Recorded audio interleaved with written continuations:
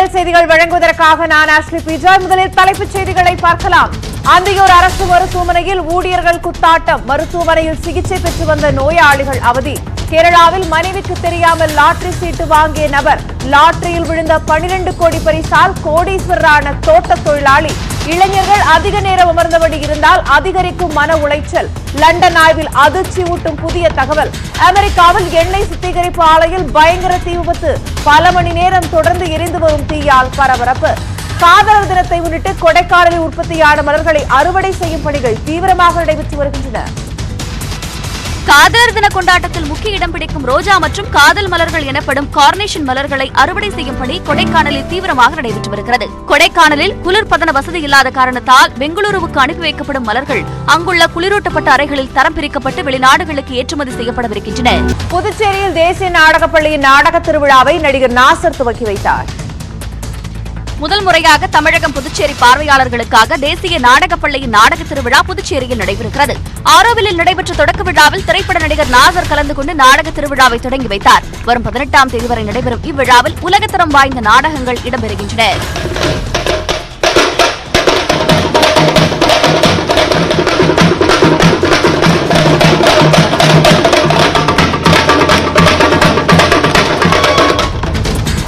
கேரளாவில் கடன் வாங்க வங்கிக்கு சென்றபோது லாட்டரி வாங்கிய தொழிலாளிக்கு 12 கோடி ரூபாய் பரிசு விழுந்திருக்கிறது. கண்ணூர் அருகே மாலூர் கைத்தாச்சல் என்ற இடத்தை சேர்ந்த 55 வயதான ரப்பர் தோட்ட தொழிலாளி ராஜன். இவர் அடிக்கடி லாட்டரி சீட்டு வாங்கும் பழக்கமுடையவர். ஏற்கனவே உள்ள 3 கடன்களை அடைக்க 4வது கடன் வாங்க வங்கிக்கு சென்ற Rajan Christmas new year bumper குலுக்கல் லாட்டரி சீட்டை மனைவிக்கு தெரியாமல் 300 ரூபாய் கொடுத்து வாங்கியிருக்கிறார். இந்த நிலையில் அவருக்கு முதல் பரிசாக 12 கோடி ரூபாய் அறிவிக்கப்பட்டது. இதனால் அவரது குடும்பத்தினர் மகிழ்ச்சியில் திளைத்துள்ளனர். காதலர் தினத்தை முன்னிட்டு உலகம் முழுக்க பூக்களின் விற்பனை அமோகமாக நடைபெற்று வருகிறது. காதலர் தினமான நாளை பூக்கள் வாங்க மக்கள் ஆர்வம் காட்டி வருகிறார்கள். இங்கிலாந்தின் முக்கிய வீதிகளில் வழக்கத்திற்கு மாறாக திடீர் பூக்கடைகள் முளைத்திருக்கின்றன. இந்த ஆண்டில் மிகவும் பரபரப்பான விற்பனை நடக்கும் நாட்களாக தற்போது லண்டன் வீதிகள் மாறி உள்ளது. சிறப்பு அலங்காரத்துடன் கூடிய மலர் விற்பனை நிலையங்கள் அதிக அளவில் திறக்கப்பட்டிருக்கிறது. ராணிப்பேட்டையில் இறந்தோர் உயிருடன் இருப்பதாக கூறி நிலத்தை பதிவு செய்தவர்கள் மீது போலீசார் புகார் அளிக்கப்பட்டது. கலவை பகுதியைச் சேர்ந்த முனுசாமி, கிரேஸ் ஆகியோர் தங்களுக்கு சொந்தமான பஞ்சமி நிலத்தை ரங்கதுரை என்பவரிடம் அடமானம் வைத்தனர். முனுசாமியும் கிரேஸும் உயிரிழந்த நிலையில் அவர்கள் உயிருடன் இருப்பது போல போலீஸ் சான்று பெற்று நிலம் பதிவு செய்யப்பட்டது. பட்டா மாறுதலுக்காக மனு வந்தபோது சந்தேகமடைந்த கலவை வட்டாட்சியர் இளஞ்செழியன் இதுகுறித்து கலவை காவல் நிலையத்தில் புகார் அளித்திருக்கிறார். கோவையில் அரசு பேருந்து மோதியதில் இருசக்கர வாகனத்தில் வந்த நபர் விபத்துக்குள்ளாகும் காட்சி வெளியாகியிருக்கிறது. கோவை காந்திபுரத்தில் கடந்த 9ஆம் தேதி இருசக்கர வாகனத்தை கவனிக்காமல் அரசு பேருந்தை ஓட்டுநர் வளைத்ததால் விபத்து ஏற்பட்டுள்ளது. நல்வாய்ப்பாக இருசக்கர வாகனத்தில் சென்ற நபர் காயமின்றி தப்பினார். இந்த விபத்தில் இருசக்கர வாகனம் முற்றிலும் நாசமானது. இந்த சம்பவத்தின் சிசிடிவி காட்சி தற்போது வெளியாகியுள்ளது.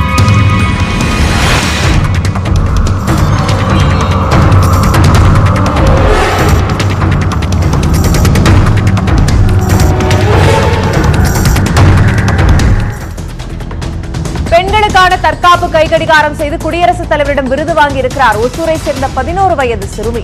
ஒசூரை சேர்ந்த 6ஆம் வகுப்பு மாணவி அபர்ணா கண்டுபிடித்துள்ள இந்த கைகடிகாரத்தில் மிளகாய் பொடி உள்ளது. பெண்கள் தங்களுக்கு ஆபத்து ஏற்படும் போது இந்த கடிகாரத்தில் உள்ள பொத்தானை அழுத்தினால் அதில் இருந்து வெளியாகும் மிளகாய் பொடி எதிரில் உள்ளவர்கள் கண்களில் விழும்படி உருவாக்கப்பட்டுள்ளது. இதற்காக பிரதான் மந்திரி ராஷ்டிரிய பால் புரஸ்கார் விருது வென்று அசத்தி இருக்கிறார் அபர்ணா.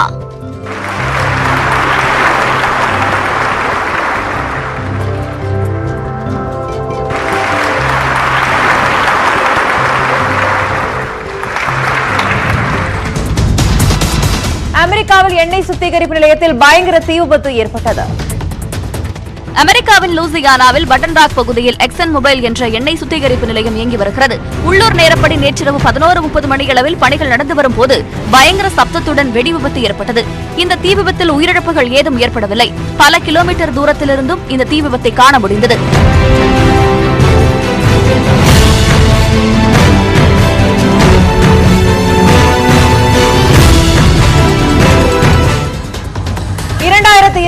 விஜயகாந்த் ஆட்சி அமைப்பார் என தேமுதிக பொருளாளர் பிரேமலதா விஜயகாந்த் தெரிவித்துள்ளார். தேசிய முற்போக்கு திராவிட கழகத்தின் 20ஆம் ஆண்டு கொடிநாள் விழா கோயம்பேட்டில் உள்ள அந்த கட்சியின் தலைமை அலுவலகத்தில் கொண்டாடப்பட்டது. விழாவில் பேசிய தேமுதிக பொருளாளர் பிரேமலதா விஜயகாந்தின் கொள்கைகளை அரவிந்த் கெஜ்ரிவால், ஜெகன்மோகன் ரெட்டி ஆகியோர் பின்பற்றுவதாக கூறினார். 108 மெகா பிக்சல் கேமராவுடன் கூடிய புதிய போனை சாம்சங் நிறுவனம் அறிமுகம் செய்திருக்கிறது. பிரபல சாம்சங் நிறுவனம் தன்னுடைய புதிய போன்களை அறிமுகம் செய்துள்ளது. மடிக்கக்கூடிய பிளிப் வகை போன்களுடன் கேலக்ஸி வரிசையில் S20, S20 Plus மற்றும் S20 Ultra ஆகிய போன்களும் அறிமுகம் செய்யப்பட்டுள்ளன. மிகப்பெரிய தொடுதிரை மற்றும் 108 மெகா பிக்சல் கேமரா வசதியுடன் கூடிய S20 Plus வகை போன்கள் அனைவரின் கவனத்தையும் ஈர்த்துள்ளது. அமெரிக்காவில் இந்த போன்கள் வரும் 6ஆம் தேதி கிடைக்கும் வகையில் சந்தை ஏற்பாடுகள் செய்யப்பட்டிருக்கின்றன.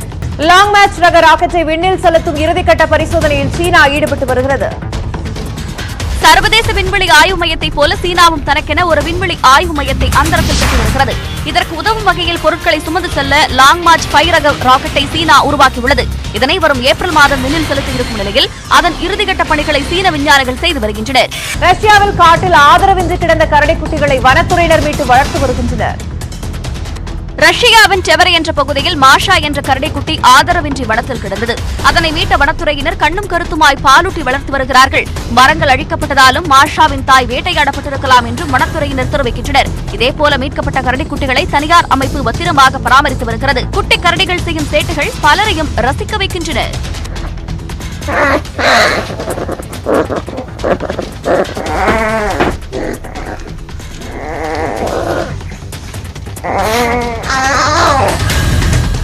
காரைக்குடியில் நடைபெற்ற திருமண விழாவில் குடியுரிமை திருத்த சட்டத்திற்கு எதிராக புதுமண தம்பதிகள் பதாகைகளை ஏந்தி எதிர்ப்பை பதிவு செய்தனர். காரைக்குடியில் முகமது கனி, அப்ரீனா ஆகியவர்களது திருமணம் நடைபெற்றது. அப்போது மணமேடையிலேயே இருவரும் இணைந்து நோ CAA, NRC, NPR போன்ற வாசகம் அடங்கிய பதாகையை ஏந்தி நின்றனர். மணமக்களுடன் அவர்களுடைய உறவினர்கள் மற்றும் நண்பர்களும் இணைந்து பதாகைகளை ஏந்தியபடி மத்திய அரசுக்கு எதிராக முழக்கங்களை எழுப்பினர்.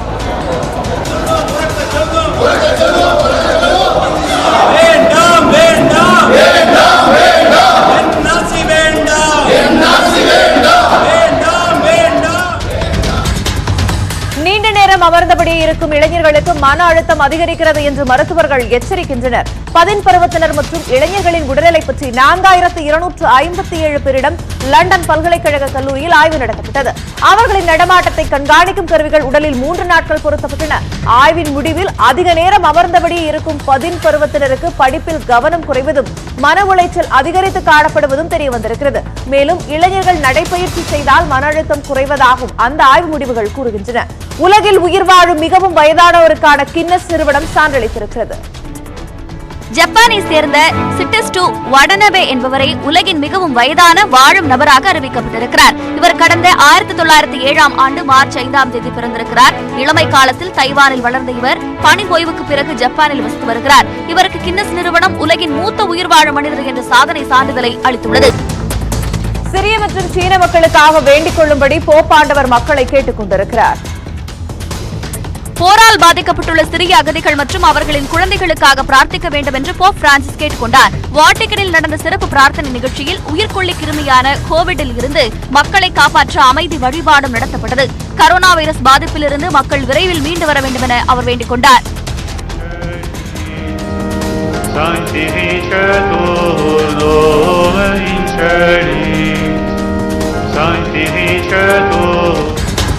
பிரிட்டனில் வீசிய சூறைக்காற்று காரணமாக கடலோரங்களில் வித்தியாசமான நுரை அதிக அளவில் ஏற்பட்டிருக்கிறது. சியாரா என்ற சூறைக்காற்று காரணமாக பிரிட்டனின் சில இடங்கள் கடந்த சில நாட்களாக வெகுவாக பாதிக்கப்பட்டுள்ளது. இந்நிலையில் கார்ன்வால் என்ற இடத்தில் உள்ள கடற்கரையில் வழக்கத்திற்கு மாறாக நுரை அதிக அளவில் ஏற்பட்டுள்ளது. பனி போர்த்தியதைப் போல நுரைகள் காணப்பட்டதால் மக்கள் வியப்புடன் பார்த்து செல்கின்றனர்.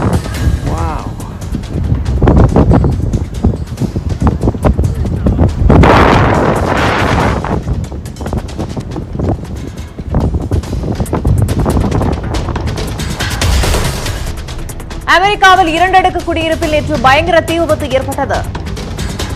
கலிபோர்னியாவில் தெற்கு பகுதியில் உள்ள சாத்தம் வில்லேஜ் அபார்ட்மெண்ட் என்ற வளாகத்தில் அதிகாலையில் தீ விபத்து ஏற்பட்டது.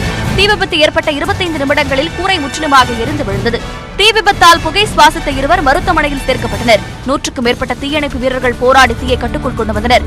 இந்த தீ விபத்தில் நல்வாய்ப்பாக உயிரிழப்புகள் ஏற்படவில்லை.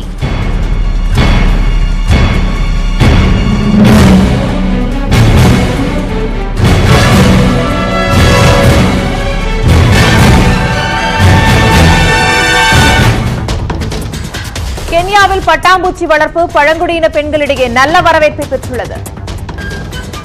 ஏராளமான பழங்குடியின பெண்கள் பட்டாம்பூச்சி வளர்ப்பில் ஆர்வம் காட்டி வருகின்றனர். இவர்கள் வளர்க்கும் பட்டாம்பூச்சிகள் கண்காட்சியில் காட்சிப்படுத்தப்படுவதற்கும் பல்வேறு ஆராய்ச்சிகளுக்கும் பயன்படுத்தப்படுகின்றன. காதலர் தினத்தை முன்னிட்டு பெலாரஸில் முத்தமிடும் போட்டி நடைபெற்றது.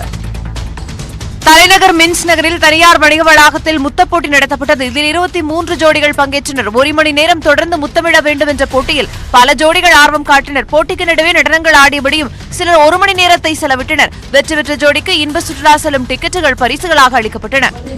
திண்டுக்கல்லில் ரயில்வே துறை சார்பில் ரயில் பயணிகளுக்கு விழிப்புணர்வூட்டும் வகையில் கலை நிகழ்ச்சிகள் நடத்தப்பட்டது. திண்டுக்கல் ரயில் நிலையத்தில் ரயில்வே பாதுகாப்பு காவல்துறை சார்பாக விழிப்புணர்வு கலை நிகழ்ச்சி நடைபெற்றது. ரயில் பயணிகள் படி ஓரத்தில் நின்று செல்ஃபி எடுக்கக்கூடாது, சக பயணிகள் பிஸ்கட் கொடுத்தால் வாங்கி உண்ணக்கூடாது, ஜன்னல் ஓரத்தில் அமர்ந்து செல்லும் பெண் பயணிகள் நகைகளை எப்படி பாதுகாப்பாக அணிந்து செல்வது போன்ற கருத்துக்களை கொண்ட கலை நிகழ்ச்சிகளை ரயில்வே பாதுகாப்பு போலீசார் நிகழ்த்தினர்.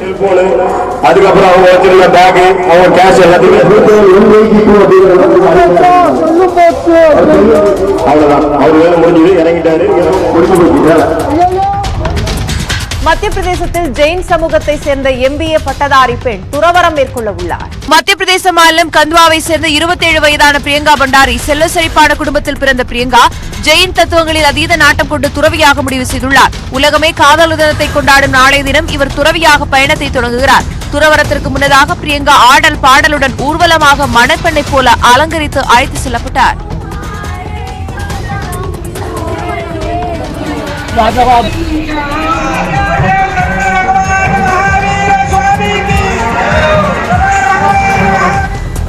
இந்தியா வரவுள்ள அமெரிக்க அதிபர் டிரம்ப் பங்கேற்கும் நிகழ்ச்சி நடக்க உள்ள மைதானத்தின் பணிகள் அசுர வேகத்தில் நடைபெற்று வருகின்றன. வரும் 24 மற்றும் 25ஆம் தேதி அமெரிக்க அதிபர் டிரம்ப் இந்தியாவுக்கு வரவுள்ளார். அப்போது அகமதாபாத்தில் உள்ள உலகின் மிகப்பெரிய கிரிக்கெட் மைதான திறப்பு விழாவுக்கு ஏற்பாடு செய்யப்பட்டுள்ளது. இந்த மைதானத்தின் இறுதிக்கட்ட கட்டுமான பணிகள் மற்றும் அலங்கார பணிகள் தற்போது தீவிரமாக நடைபெற்று வருகிறது.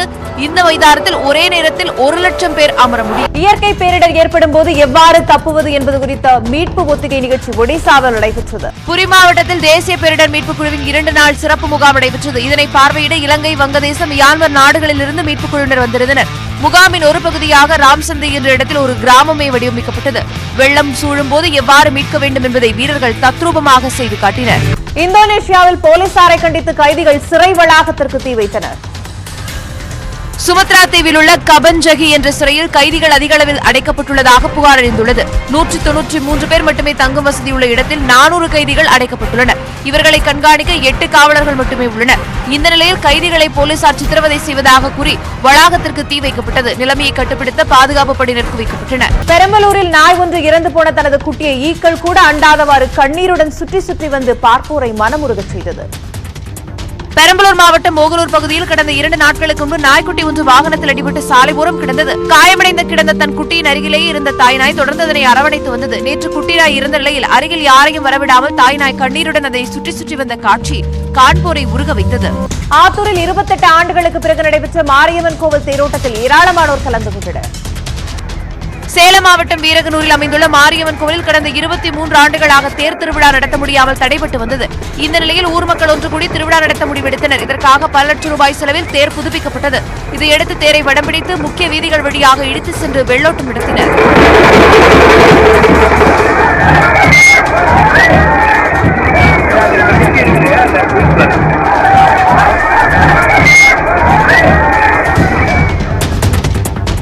பப்புவா நியூகினியில் படகு விபத்தில் சிக்கிய 4 பேர் 32 தினங்களுக்கு பிறகு உயிருடன் மீட்கப்பட்ட அதிசயம் நடந்திருக்கிறது. பப்புவா நியூகினியின் போகம்பில் தீவுகளில் இருந்து ஒரு குழுவினர் கிறிஸ்துமஸ் கொண்டாட கடந்த டிசம்பரில் படகில் சென்றனர். திடீரென படகு விபத்தில் சிக்கியதில் 8 பேர் உயிரிழந்தனர். எஞ்சிய 2 ஆண்கள், ஒரு பெண் மற்றும் 12 வயது சிறுமி என 4 பேர் மட்டும் படகுகளின் உடைந்த பாகங்களை பிடித்து உயிர் பிழைத்துள்ளனர்.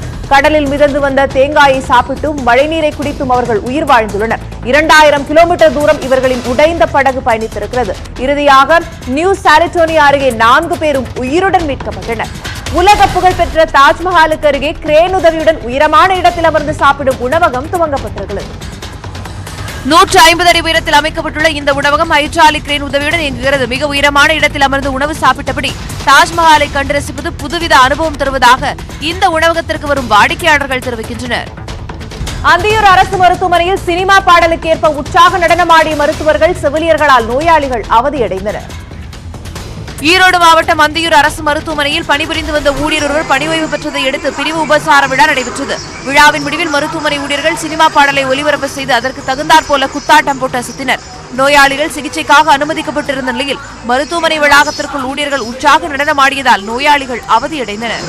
கர்நாடகத்தில் இருக்கும் கருவேப்பிலை காடுகளை பாதுகாக்க வேண்டும் என சூழலியல் ஆர்வலர்கள் கோரிக்கை விடுத்துள்ளனர். மேற்கு தொடர்ச்சி மலையில் உள்ள இந்த கருவேப்பிலை காடுகள் ஷாராவதி நதிக்கரையில் அமைந்துள்ளன. சிவமோகா அருகே ஓசனகாரா என்ற இடத்தில் இந்த வகை கருவேப்பிலை காடுகள் இயற்கையாகவே அமைந்துள்ளன. ஆக்கிரமிப்புகளால் வரலாற்று சிறப்புமிக்க இந்த காடுகள் அழிக்கப்படுவதாகவும் உள்ளூர் ஆர்வலர்கள் கூறுகின்றனர். கருவேப்பிலை காடுகளுக்கு என தனி சிறப்பு மண்டலம் அமைத்து பாதுகாக்க வேண்டும் என்று சூழலியல் ஆர்வலர்கள் வலியுறுத்துகின்றனர். குஜராத்தில் மாற்றுத்திறனாளி கலைஞர்கள் பங்கேற்ற நடன நிகழ்ச்சி நடத்தப்பட்டது.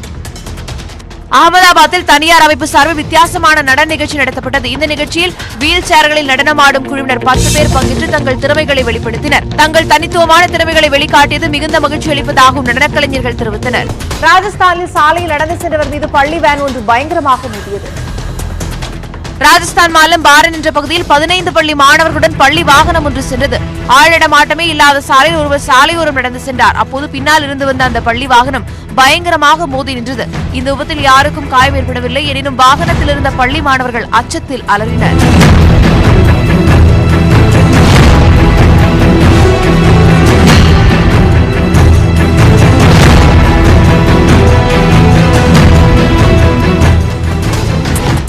ஆதிச்சநல்லூர் பகுதியில் விதிமுறைகளை மீறி குழி தோண்டிய 2 மீது தொல்பொருள் பாதுகாப்பு சட்டத்தின் கீழ் வழக்கு பதியப்பட்டுள்ளது. தூத்துக்குடி மாவட்டம் ஆதிச்சநல்லூரில் அகழாய்வு பணி மேற்கொள்ளப்பட உள்ள இடத்தை சுற்றி கம்பி வேலிகள் அமைக்கும் பணி நடைபெற்று வருகிறது. இந்த பணிக்காக விதிமுறைகளை மீறி பொக்லைன் இயந்திரம் மூலம் குழி தோண்டியதில் 10க்கும் மேற்பட்ட முதுமக்கள் தாழிகள் உடைந்துள்ளன. இதுகுறித்து தொல்லியல் துறை அலுவலர் சதீஷ்குமார் கொடுத்த புகாரின் அடிப்படையில் செய்தினங்கநல்லூர் போலீசார் வழக்கு பதிந்து விசாரணை நடத்தி வருகிறார்கள்.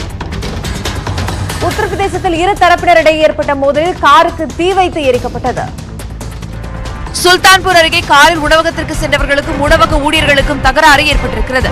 இந்நிலையில் காருக்கு தீ வைக்கப்பட்டது. இதில் உயிரிழப்புகள் ஏற்படவில்லை என்றாலும் கார் முற்றிலும் எரிந்து சாம்பலானது. இந்த சம்பவம் குறித்து போலீசார் 6 பேரை கைது செய்து விசாரணை நடத்தி வருகின்றனர்.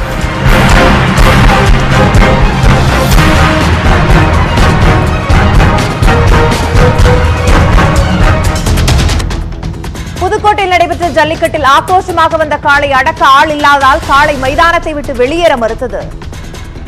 புதுக்கோட்டை மாவட்டம் திருநல்லூர் அருகே தென்னலூர் ஜல்லிக்கட்டு போட்டி நடைபெற்றது. அப்போது ஒரு காளை வாடிவாசலிலிருந்து வெளியே வந்ததும் அதனை கண்டு அச்சமடைந்த வீரர்கள் தடுப்பு கம்புகளின் மீது ஏறிக்கொண்டனர். அதனால் மைதானத்தில் தனியாக நின்ற காளை அங்கிருந்து செல்ல மறுத்தது.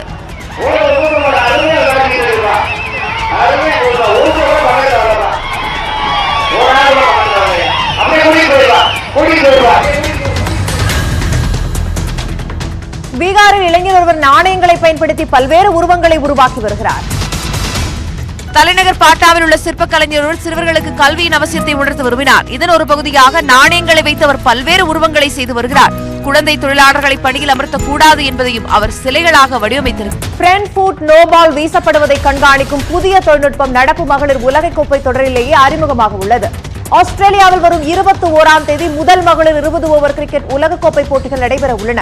இதில் பந்து வீச்சாளர் ஒவ்வொரு முறை பந்து வீசும் போதும் அது சரியான பந்தா என்பதை கண்காணிக்க ICC முடிவு செய்துள்ளது. அதன்படி கடத்தில் உள்ள நடுவர்கள் அல்லாமல் 3வது நடுவர் ஒவ்வொரு பந்தையும் கண்காணிப்பார். நோ பால் டெக்னாலஜியின் மூலம் மிகச் சரியாக விதிமீறல் கண்டுபிடித்து விடவும் முடியும். இந்த தொழில்நுட்பம் வரும் மகளிர் 20 ஓவர் கிரிக்கெட் உலகக்கோப்பையிலேயே அறிமுகமாக உள்ளது. சீனாவில் கொரோனாவால் பாதிக்கப்பட்டவர்களுக்கு புத்துணர்ச்சி அளிக்க மருத்துவர்கள் புதிய முயற்சியை செய்திருக்கிறார்கள். சீனாவில் உள்ள மருத்துவமனை ஒன்றில் கொரோனா வைரஸால் பாதிக்கப்பட்டவர்களை மருத்துவ ஊழியர்கள் நடனமாட வைத்து உற்சாகப்படுத்தினர்.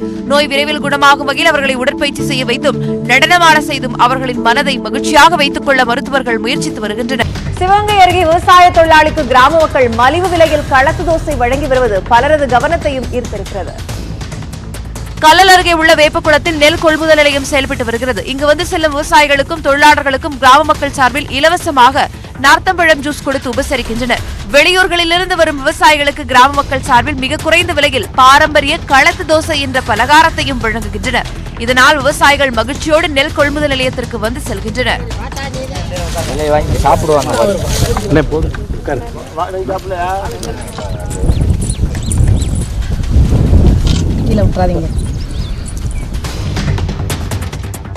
மத்திய பிரதேசத்தில் காவல் நிலைய அதிகாரி ஒருவர் தனது மனைவியை சரமாரியாக தாக்கிய வீடியோ வெளியாகியிருக்கிறது. மத்திய பிரதேச மாநிலம் கந்துவானி என்ற காவல் நிலையத்தில் காவல் நிலைய பொறுப்பாளராக நரேந்திர சூரியவன்ஷி என்பவர் பணியாற்றி வருகிறார். அவருக்கும் வேறொரு பெண்ணுக்கும் திருமணத்தை மீறிய பந்தம் இருந்ததாக கூறப்படுகிறது. இதனை நரேந்திராவின் மனைவி கண்டித்திருக்கிறார். அப்போது காவல் நிலையத்தின் அருகில் காவல்துறை அதிகாரிகள் கண்முன்னே நரேந்திரா தனது மனைவியை சரமாரியாக அடித்து உதைத்தார்.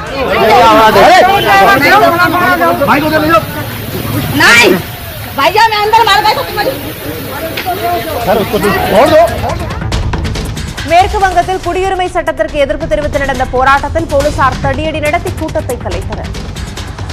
குடியுரிமை சட்ட திருத்தத்திற்கு எதிர்ப்பு தெரிவித்து சிலிகுரியில் DYFI அமைப்பினர் போராட்டம் நடத்தினர். மேலும் போதிய அளவில் வேலைவாய்ப்பு இல்லை என்று அவர்கள் முழக்கமிட்டு தலைமை செயலக கட்டிடம் நோக்கி முன்னேறினர். அப்போது காவல்துறையினர் தடுத்து நிறுத்தியதால் தள்ளுமுள்ளு ஏற்பட்டது. இதையடுத்து போலீசார் தண்ணீரை பீச்சியடித்து கூட்டத்தை கலைத்தனர்.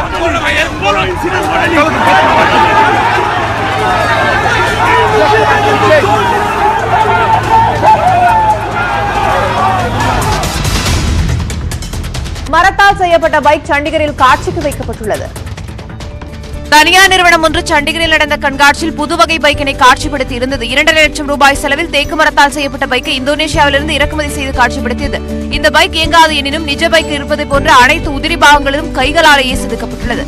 இத்துடன் மின்னல் செய்திகள் நிறைவடைந்தன. தொடரும் அண்மை செய்திகளுக்கு இணைந்திருங்கள். இது உங்கள் News18 தமிழ்நாடு.